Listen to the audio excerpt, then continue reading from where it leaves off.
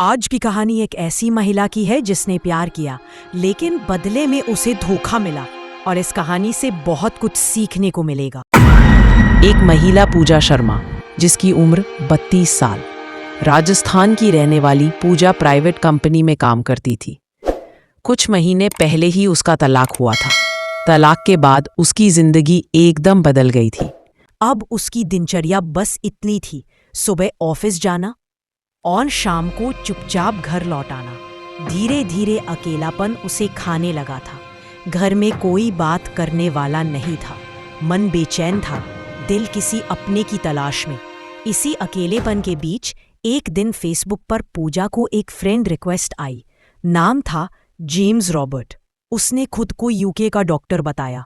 Profile पर महंगी कारों की तस्वीरें थीं, हॉस्पिटल, मरीज और सर्जरी की फोटोज की। सब कुछ इतना प्रोफेशनल और रियल लग रहा था कि पूजा ने बिना ज्यादा सोचे रिक्वेस्ट एक्सेप्ट कर ली। इसके बाद दोनों के बीच चैटिंग शुरू हुई। जेम्स हर दिन पूजा से बात करता। गुड मॉर्निंग, गुड नाइट, जान तुम क्या कर रही हो, ऐसी बातें होने लगी। दोनों रोज बात करने लगे और धीरे धीरे पूजा को उसकी बातों में अपनापन लगने लगा। कुछ हफ्तों में जेम्स ने कहा, मैं तुमसे प्यार करता हूँ, इंडिया आकर तुमसे शादी करना चाहता हूँ। मैं चाहता हूं कि हम साथ एक नई जिंदगी शुरू करें। पूजा को लगा कि शायद उसकी अधूरी जिंदगी को अब कोई पूरा करने वाला मिल गया है। फिर एक दिन जेम्स ने कहा, मैंने तुम्हारे लिए कुछ गिफ्ट्स भेजे हैं।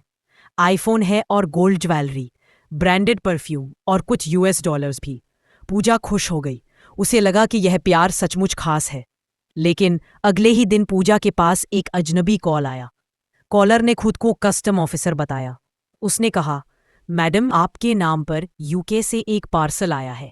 इसमें विदेशी करेंसी है और महंगे गिफ्ट हैं। अगर आप चाहती हैं कि ये आपको मिले तो आपको कस्टम क्लियरेंस फीस देनी होगी। पूजा को कोई शक नहीं हुआ। उसने तुरंत 45,000 रुपए ट्रांसफर कर दिए। फिर 2 दिन बाद एक और कॉल आया, सिक्योरिटी चार्ज देना होगा मैडम। फिर कहा गया, बीमा शुल्क और टैक्स भी लगेंगे। इस तरह पूजा ने अलग अलग बैंक खातों में धीरे धीरे कुल 10 लाख रुपए ट्रांसफर कर दिए। हर बार उसे यही कहा जाता, बस एक आखिरी पेमेंट और फिर आपका पार्सल आपको मिल जाएगा। पूजा दिन रात उस पार्सल के आने का इंतजार करने लगी। उसे पूरा भरोसा था कि उसका प्यार सच्चा है। लेकिन जब उसने जेम्स से पूछा, तुम इंडिया कब आओगे, तो कोई जवाब नहीं मिला। कुछ देर बाद देखा, जेम्स का फेसबुक अकाउंट डीएक्टिवेट हो चुका था। फोन नंबर स्विच ऑफ, सारी चैट गायब। तभी पूजा को समझ आया वो एक लव स्कैम की शिकार बन चुकी है।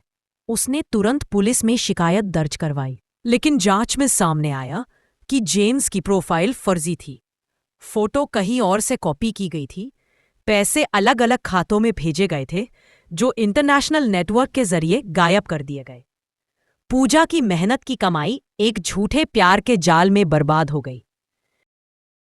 इस घटना से हमें ये सीख मिलती है, सोशल मीडिया पर किसी अनजान पर जल्दी भरोसा ना करें। अगर कोई आपसे प्यार, गिफ्ट या शादी के नाम पर पैसे मांगे तो सतर्क हो जाएं। याद रखें, इंटरनेट पर प्यार की शुरुआत मीठी हो सकती है, लेकिन कई बार उसका अंत बहुत कड़वा होता है।